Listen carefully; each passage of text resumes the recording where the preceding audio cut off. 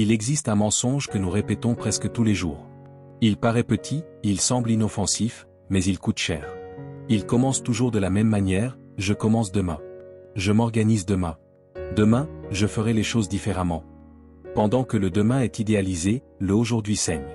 Il saigne dans le chaos, dans la dispersion, dans ce sentiment constant de courir derrière quelque chose que l'on n'atteint jamais. Tu n'es pas immobile. Tu es occupé.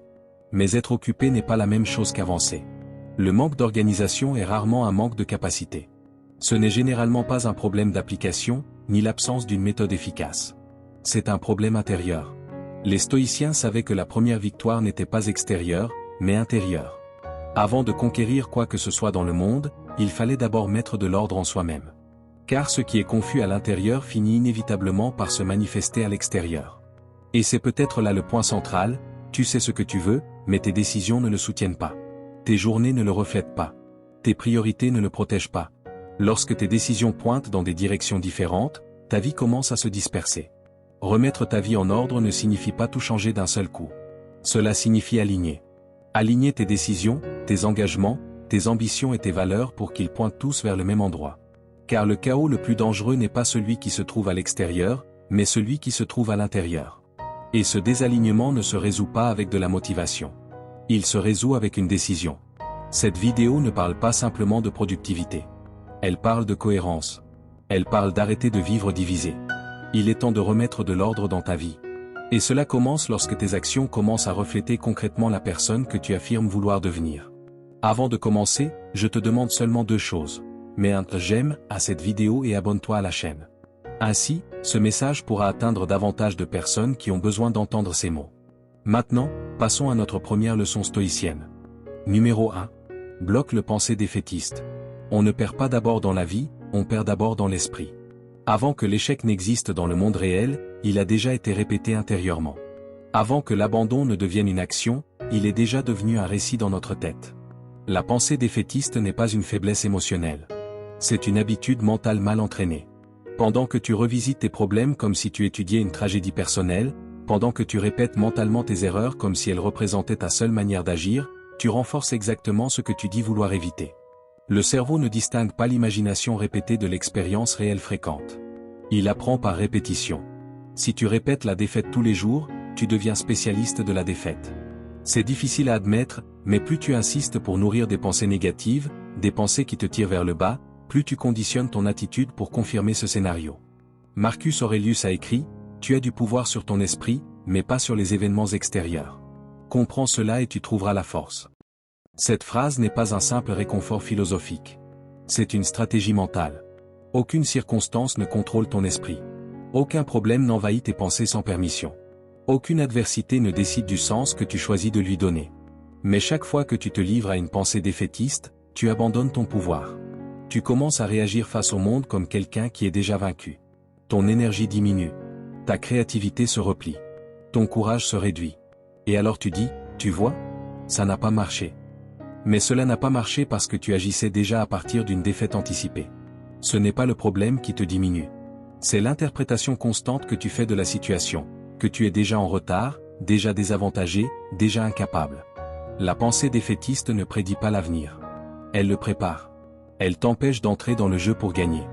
Et lorsque ton attitude intérieure est engagée envers la défaite, peu importe ta volonté, ton effort ou ta motivation, tu perds toujours. Les stoïciens ont laissé un enseignement clair, tout conditionnement peut être changé. Tout esprit peut être entraîné. Organiser ta vie n'est pas un geste unique. Ce sont des micro-décisions que tu prends chaque jour.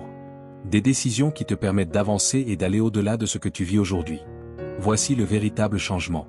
Bloquer la pensée défaitiste ne signifie pas prétendre que tout va bien. Cela signifie interrompre le récit avant qu'il ne devienne une direction. Quand l'impulsion automatique surgit et que la pensée apparaît, « je ne vais pas y arriver », répond avec fermeté mentale, c'est un ancien schéma, pas un fait. Ce simple blocage change ta posture. À partir d'aujourd'hui, ne négocie plus avec des pensées qui affaiblissent ton identité. Ne développe pas le scénario négatif. Coupe-le à la racine. Tu ne contrôles pas ce qui arrive, mais tu contrôles le sens que tu choisis de pratiquer. Organiser ta vie commence ici, en organisant ce que tu permets de rester dans ton esprit. Aujourd'hui, observe tes pensées comme quelqu'un qui garde un portail. Tout ce qui tente d'entrer ne mérite pas de rester. Si cette leçon a du sens pour toi, écris dans les commentaires, je ne nourris pas la défaite. Grave ceci dans ton esprit, la pensée est une pratique, et ce que tu pratiques chaque jour devient ta tendance naturelle. Tu n'as pas besoin de tout vaincre. Tu dois simplement cesser de te déclarer vaincu à l'intérieur. C'est cette décision qui change ta posture face à la vie. Numéro 2. Brûle tes bateaux. Tu restes faible tant que tu gardes une voie de secours. Tant qu'un plan B existe, ton esprit ne s'engage jamais totalement dans le plan A. La vérité est simple, mais inconfortable, tu découvres réellement de quoi tu es capable seulement lorsque tu élimines la possibilité de reculer. Hernán Cortés arriva au Mexique avec 16 navires. Avant la bataille, il ordonna qu'on les brûle tous. Il n'y aurait aucun retour possible, soit ils combattaient pour vaincre, soit ils mouraient là. Et ils ont vaincu. Non pas parce qu'ils étaient plus forts, mais parce qu'il n'existait plus d'alternative psychologique. L'esprit humain fonctionne selon une logique de survie. Lorsqu'une échappatoire existe, il économise son énergie. Lorsqu'un confort est disponible, il repousse l'effort. Lorsqu'un retour est garanti, il ne prend jamais de risque total. Voilà ce que presque personne ne comprend, un engagement partiel produit un effort partiel. Tu dis vouloir changer, mais tu gardes le vice à portée de main. Tu dis vouloir grandir, mais tu conserves tes anciens comportements comme une zone de confort. Tu dis vouloir évoluer, mais tu continues à utiliser tes vieilles habitudes comme refuge. Tu veux gagner, mais tu laisses encore la porte ouverte à l'abandon. Tant qu'il existe une échappatoire, ton esprit n'entre jamais en mode décision. Peut-être penses-tu qu'un vice, une limitation ou un schéma émotionnel est plus fort que toi. En réalité, ce n'est pas cela qui est fort. Ce qui est fort, c'est ton indécision. Ce qui t'attache, ce n'est pas l'habitude. C'est la permission que tu continues de lui donner. Lorsque tu brûles tes bateaux, quelque chose change intérieurement. Il ne reste plus d'espace pour la négociation. Il ne reste plus de place pour l'auto-illusion. Il ne reste plus d'espace pour que l'ancienne histoire revienne. Ta posture intérieure se réorganise. Car l'esprit respecte les décisions définitives. Les personnes qui transforment leur vie ne sont pas forcément plus talentueuses. Elles sont simplement plus engagées. Elles éliminent la possibilité de retourner vers le schéma qui les affaiblissait. Voici l'application pratique. Choisis un comportement qui est en train de te saboter et supprime l'accès. Ne le réduis pas. Ne négocie pas avec lui.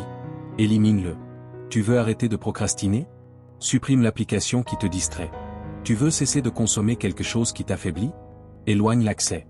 Tu veux arrêter de revenir vers des relations qui te diminuent? Coupe le contact. Brûler ces bateaux signifie retirer la fuite mentale. Car tant qu'un retour confortable existe, il n'y aura jamais de véritable progrès. Pas demain. Pas plus tard. Maintenant. Prends une décision et vainc ton indécision. Écris dans les commentaires 2 émojis. Ils représentent la décision que tu prends aujourd'hui. Je brûle mes bateaux. La décision crée la posture. La posture crée le résultat. Et le résultat naît lorsqu'il n'existe plus de chemin pour revenir en arrière. Numéro 3. Ne définis pas seulement des objectifs. Crée un système. Tu n'échoues pas parce que tu ne veux pas assez réussir.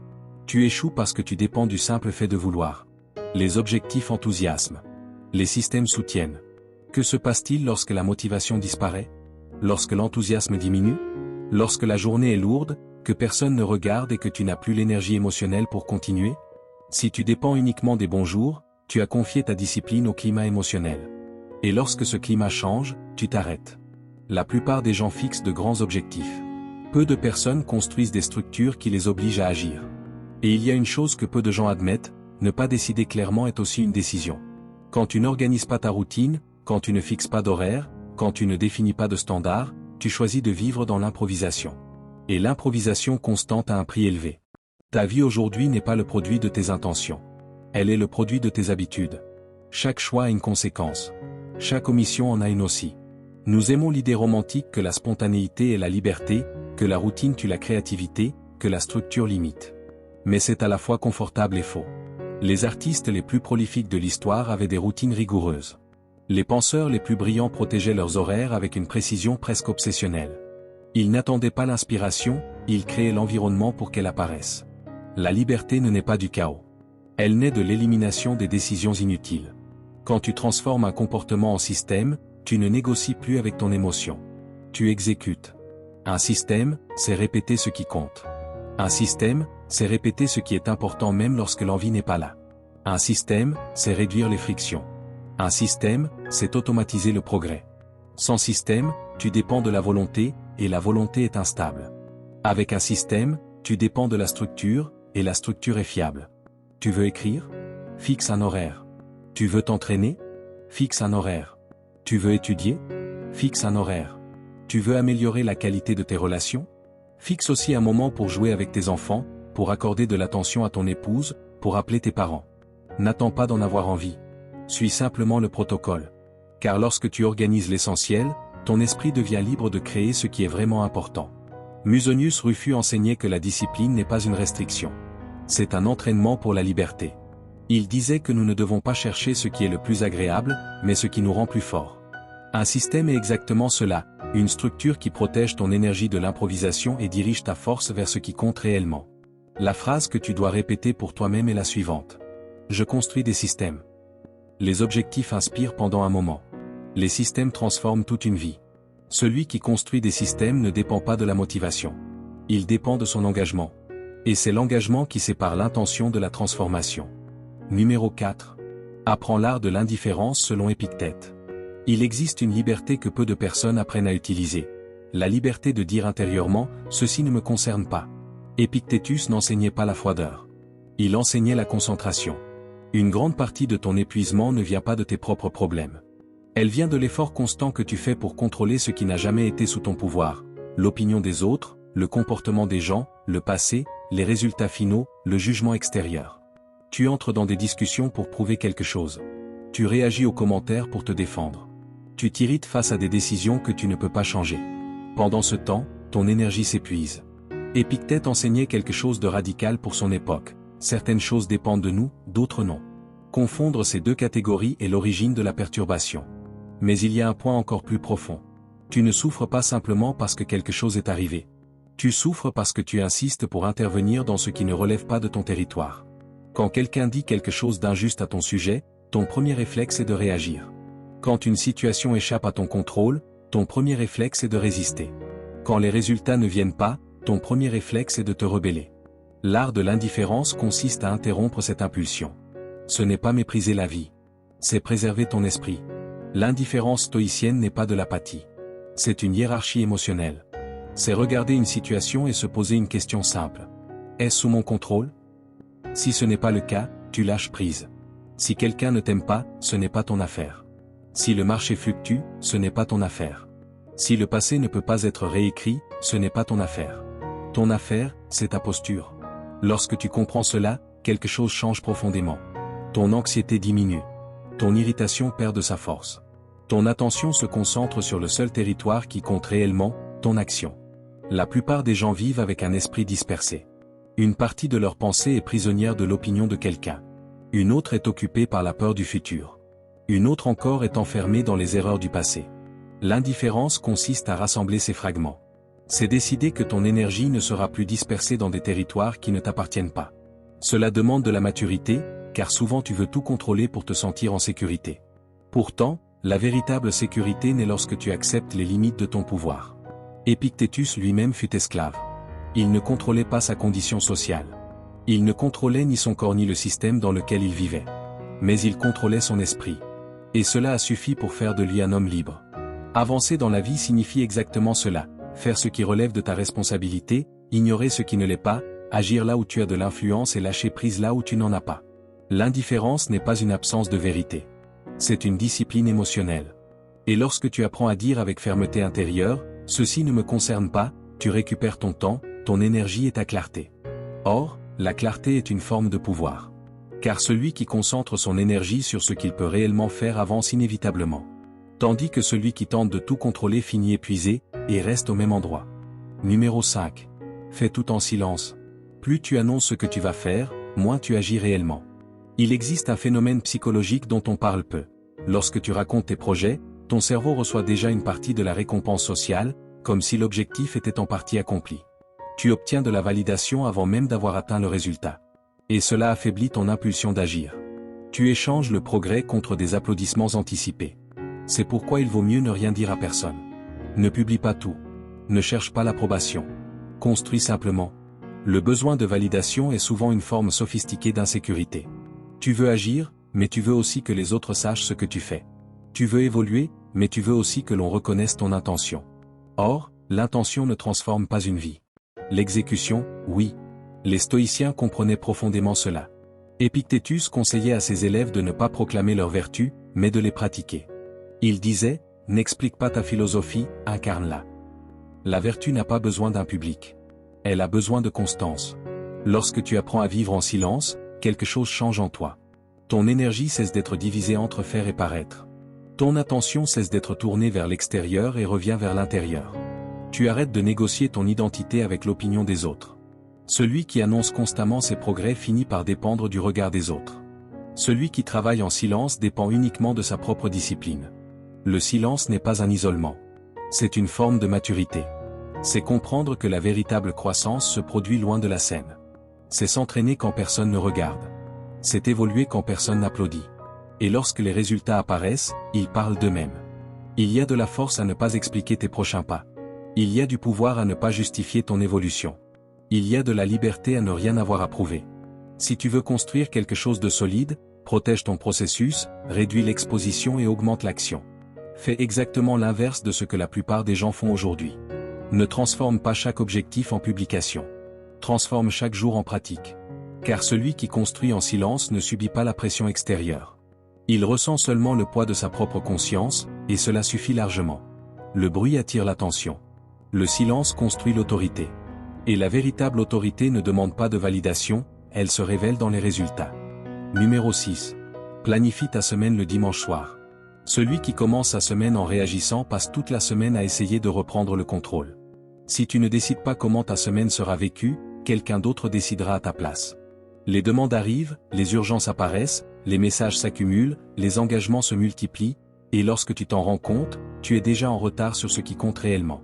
Ce n'est pas un manque de capacité. C'est un manque de direction consciente. Planifier ta semaine le dimanche soir n'est pas une obsession du contrôle.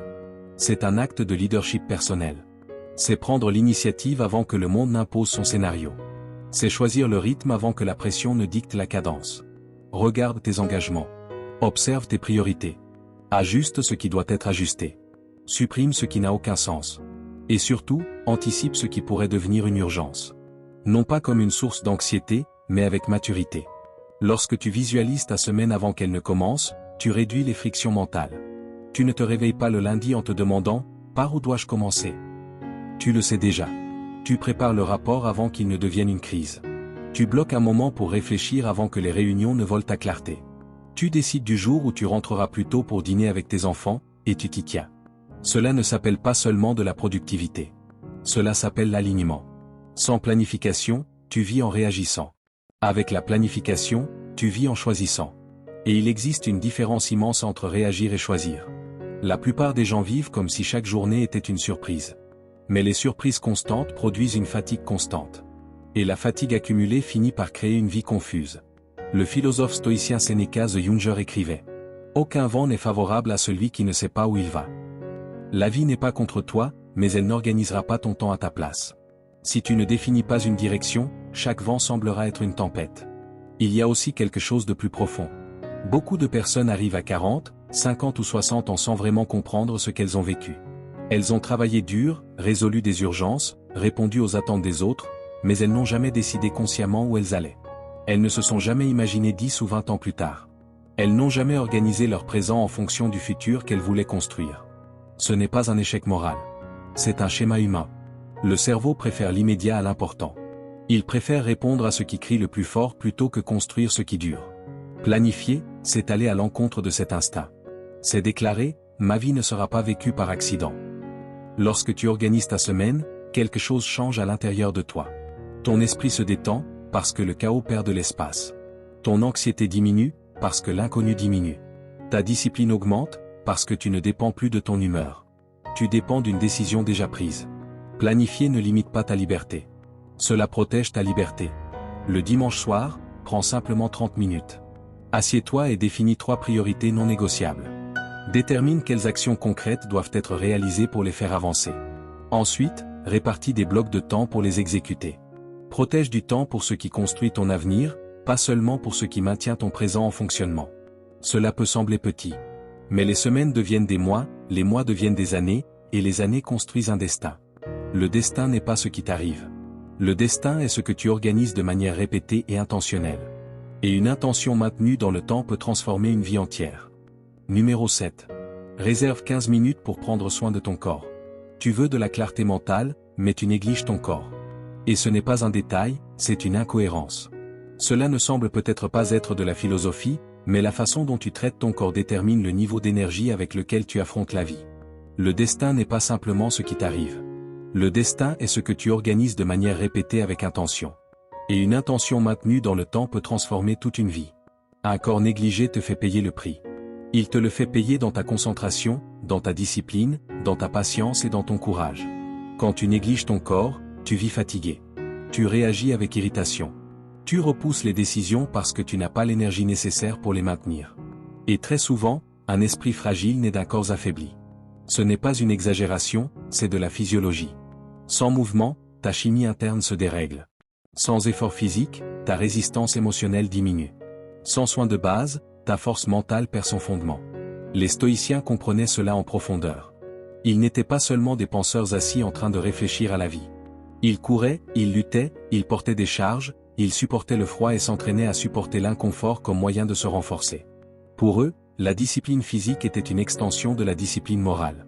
La célèbre idée d'un esprit sain dans un corps sain n'était pas une simple phrase décorative. C'était une stratégie. Ils savaient que l'esprit ne se maintient pas tout seul. Il dépend de la base biologique qui le soutient. Tu peux essayer de penser positivement autant que tu veux.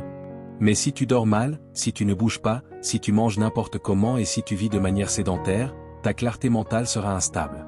Prendre soin de son corps n'est pas de la vanité. C'est une structure.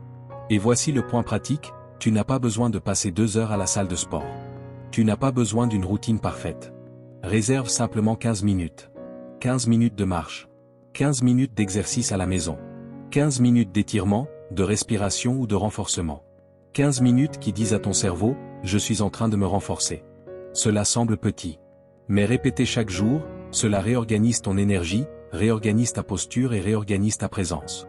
Quand ton corps est solide, ton esprit l'accompagne. Et lorsque l'esprit et le corps avancent ensemble, tu cesses de vivre au bord de l'épuisement et tu commences à vivre avec stabilité.